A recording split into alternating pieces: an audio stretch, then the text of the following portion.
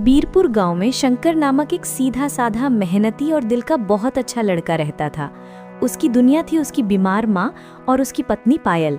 पायल थोड़ी घमंडी और पैसों की भूखी थी, जबकि शंकर बिल्कुल उल्टा, नरम दिल का, ईमानदार और माँ का अत्यंत भक्त था।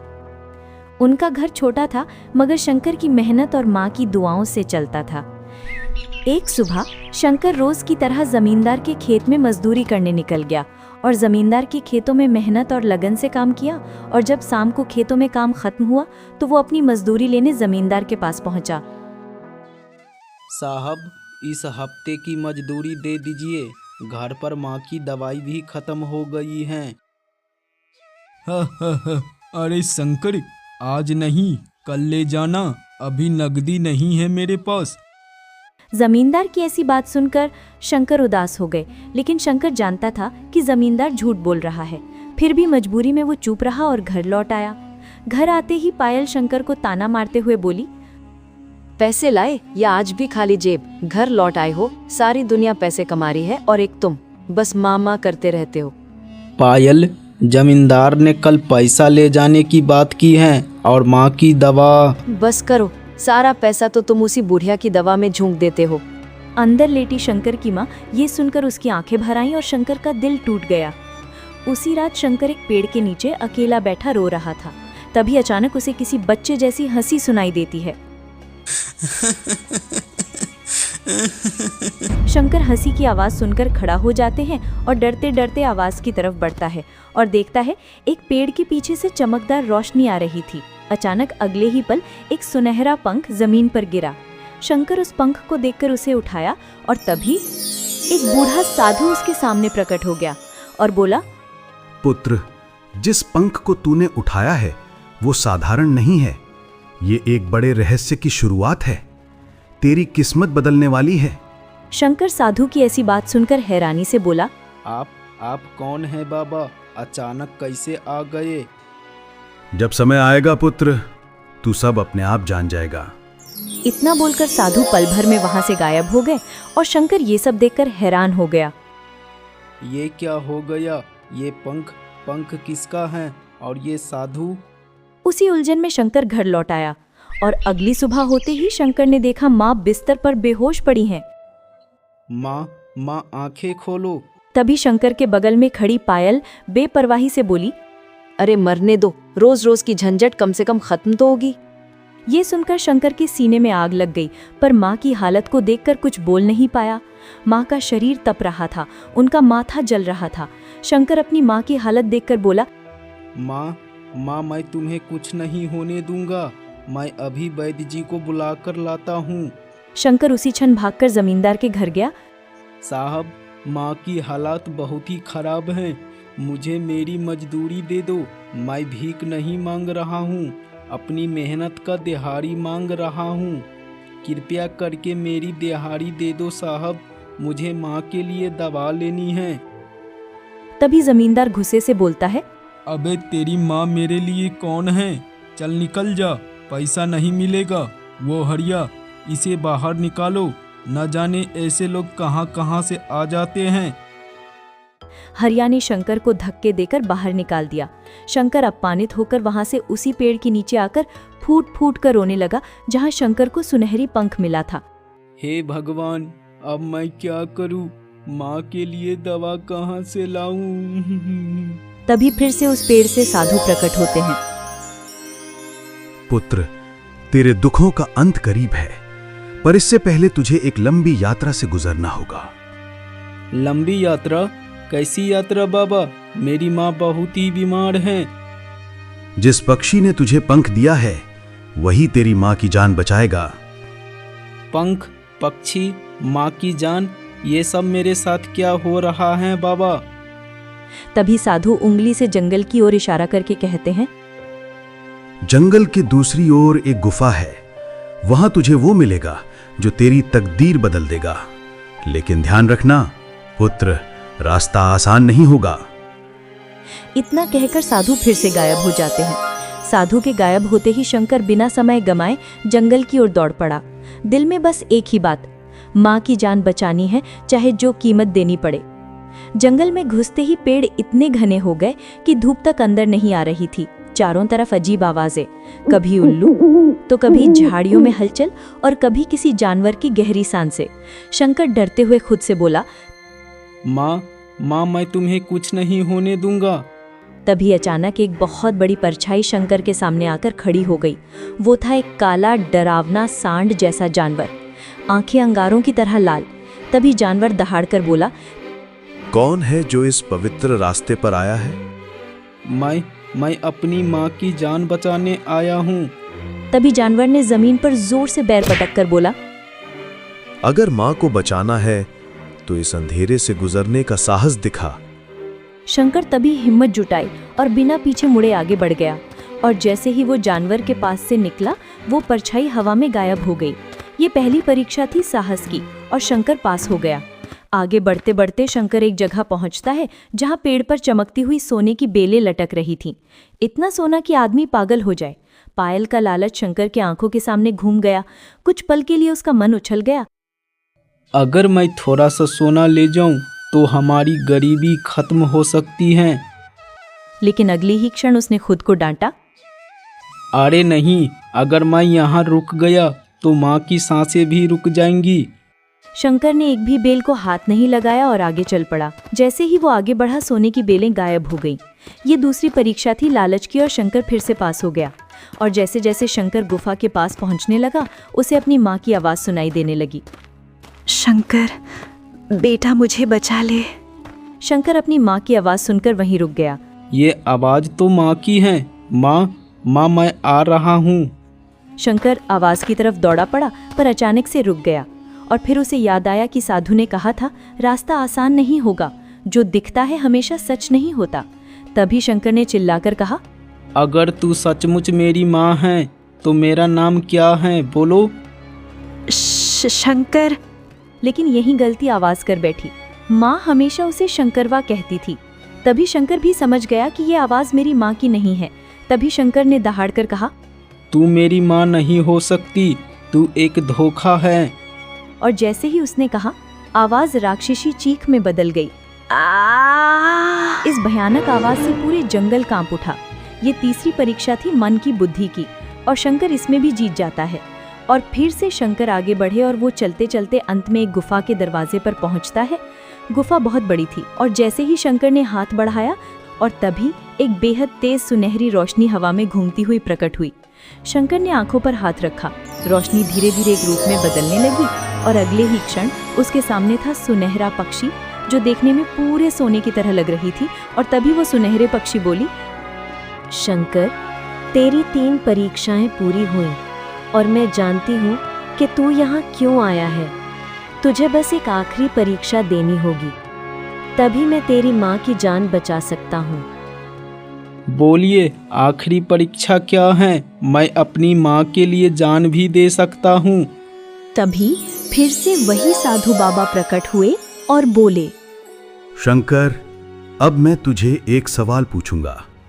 अगर इसका जवाब दे दिया तो ना केवल तेरी माँ बल्कि पूरे बीरपुर गांव की किस्मत बदल जाएगी। लेकिन बाबा, मुझ में ऐसा क्या है जो पूरे बीरपुर गांव की किस्मत बदल जाएगी? तभी साधु गहरी सांस लेते हुए बोला, तू कोई साधारण मनुष्य नहीं है शंकर। तू उस प्राचीन वंश का आखिरी रक्षक है जिसे सदियों पहले श्राप दिया गया था। शंकर हैरानी से पूछा, मैं रक्षक? कौन सा श्राप, कौन सा वंश बाबा? बहुत अरसा पहले उत्तर प्रदेश पर तुम्हारे पूर्वजों का राज था, लेकिन एक लालची जमींदार ने धोखे से तुम्हारे वंश को खत्म कर दिया। वही जमींदार का वंश जो आज बीरपुर गांव में राज कर रहा है। साधु बाबा की चौंका देने वाली बात सुनकर शंकर की आंखें फैल गईं। मतलब हमारे गांव का जमींदार, वो भी उसी गद्दार परिवार का हिस्सा है जिसने मेरे पूर्वजों को मारा था? हाँ, और तू आखिरी वंशज है जिसे वो कभी नहीं जानने देना चाहता। तभी सुनहरी पक्षी बोली, अब आखिरी सवाल ध्यान से सुनो। अगर तुझे अपनी माँ की जान बचानी हो तो क्या तू उस जमींदार के खून को माफ कर देगा जो तेरे पुरखों का दुश्मन है? सुनहरी पक्षी की ऐसी बात से यहाँ का पूरा माहौल शांत हो गया। यह सवाल सबसे बड़ा था। यह दया और बदले की परीक्षा थी। शंकर के अंदर एक तूफान चल पड़ा। एक तरफ उसकी माँ, दूसरी तरफ बदला, तीसरी तरफ सच्चाई और चौथी तरफ उसका अपना दिल। कुछ देर बाद शंकर ने गहरी सांस ली और कहा, अगर मेरी माँ बचेगी तो मैं सब माफ कर दूंगा। मैं बदले की आग में पूरी जिंदगी नहीं जलूंगा। शाबाश शंकर, तूने वो कर दिखाया जो कोई इंसान नहीं कर पाता। तेरी दया ने तेरी माँ की किस्मत बदल दी। जाओ, अब तो घर जाओ। तभी एक रोशनी के साथ शंकर वहां से गायब हो जाते हैं और शंकर खुद को अपने घर के दरवाजे पर पाता है। और शंकर घर के अंदर घुसता है और जो देखता है उसे देखकर उसकी आंखें भर आती हैं। उसकी माँ पलंग पर बैठी थी। वह पूरी तरह ठीक हो चुकी थी और उनके चेहरे पर मुस्कान थी। शंकरवा, तू आ गया। बेटा, मुझे तो जैसे नई जिंदगी मिल गई। तभी शंकर रोते हुए माँ के पैरों पर गिर गया। भगवान ने मेरी सुन ली।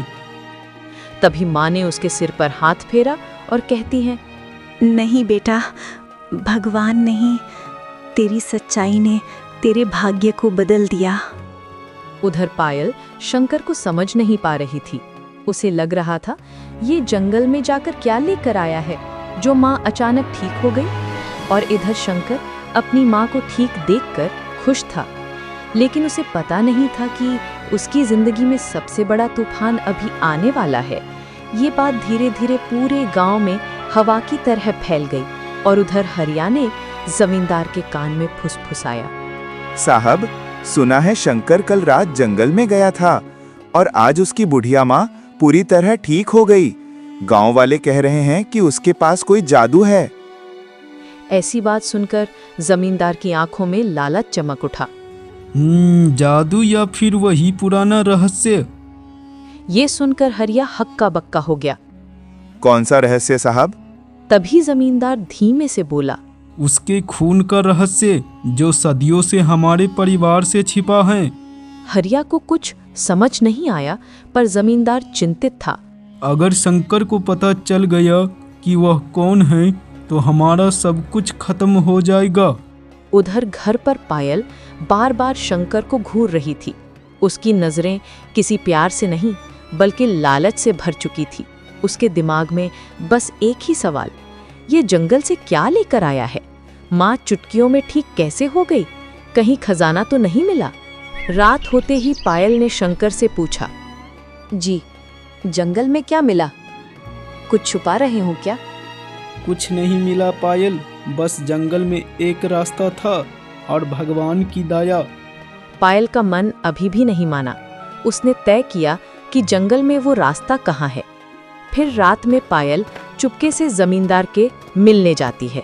जमींदार पायल को इतनी रात में देखकर हैरानी से पूछता है, अरे पायल, तुम इतनी रात को, क्या बात है? जमींदार जी, मुझे शंकर से कुछ चाहिए। वो नहीं दे रहा, पर आप दिला सकते हैं। जमींदार ने पायल को ऊपर से नीचे तक देखा और बोला, क्या चाहिए तुम्हें? जमींदार जी, शंकर जंगल से जो खजाना लाया है, बस आप मुझे उस खजाना तक पहुंचा दो। क्या उसे खजाना मिला है? हाँ जमींदार जी, मुझे यकीन है कि उसने खजाना मिला है। और अगर आप चाहते हैं कि वे आपके लिए भी खतरा ना बने, तो हम दोनों को मिलकर काम करना होगा। वाह पायल, तू तो मेरे ही खून की निकली। जमींदार और पायल मिलकर एक खतरनाक योजना बनाते हैं। शंकर को जंगल ले जाया जाएगा और उससे पूछा जाएगा कि वो खजाना का रास्ता कहाँ है। अगर वो नहीं बताया तो उस शंकर को खत्म कर दिया जाएगा। पायल की आंखों में ना प्यार ना पश्चाताप, बस खजाने की भूख साफ झलक रही थी। अगली सुबह हरिया शंकर के घर आकर कहा, शंकर भाई, जल्दी चलो, जंगल में कोई घायल पड़ा है, बस आपका नाम ले रहा है। शंकर हरिया के बातों में आकर बिना सोचे समझे दौड़ पड़ा। और शंकर जैसे ही गहरे जंगल में पहुंचा तो हरिया ने पीछे से आवाज लगाई, यही जगह है शंकर, रुक जाओ।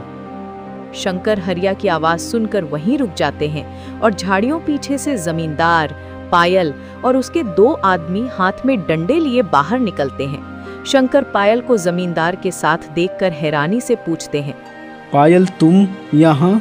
तभी पायल ठंडी आवाज में कहती है, बस मुझे बता दो शंकर, तुम्हें गुफा कहाँ मिली थी? पायल तुम समझ नहीं रही हो, वे गुफा हर किसी के लिए नहीं है। तभी जमींदार चिल्लाकर बोला, चुप कर शंकर, बता दे वह खजाना का रास्ता कहाँ है, नहीं तो यहीं हमेशा हमेशा के लिए सुला देंगे। शंकर ने गहरी सांस ली। उसकी आंखों में अब डर नहीं था, बल्कि एक शांत दृढ़ता थी। उसने एक नजर लालची पायल पर डाली, फिर जमींदार की तरफ मुड़ा और कहा, तुम खजाने की बात कर रहे हो? वहाँ खजाना नहीं है जमींदार, वहाँ है सच्चाई, तुम्हारे वंश के पापों की सच्चाई।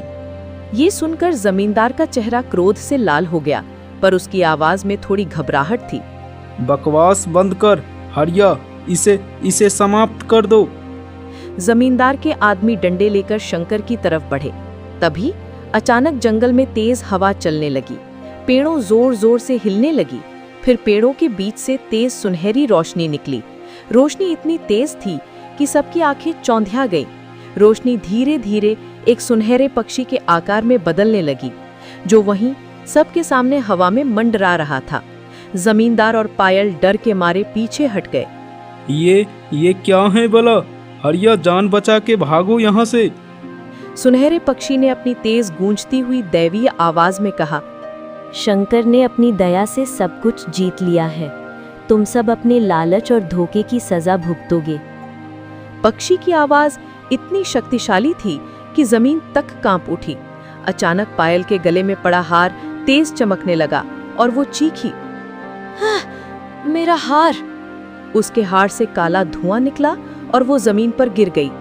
धुआं तेज हुआ और पायल का शरीर उसी में विलीन हो गया, जैसे वो कभी थी ही नहीं। ये देखकर जमींदार और हरिया अपनी जान बचाने के लिए जंगल में इधर उधर भाग गए। तुम्हारी सच्चाई और माफी ने ही तुम्हें इस श्राप से मुक्त किया है शंकर। अब तुम अपने गांव के असली रक्षक हो। सुनहरा पक्षी शंकर के सामने आया और बोली। इतना कहकर सुनहरा पक्षी एक तेज रोशनी में बदला और आसमान में ओझल हो गया। शंकर अकेला खड़ा था, पूरी तरह से शांत। उसके चेहरे पर एक विश्वास की मुस्कान थी और उसके दिल में अब कोई डर नहीं था।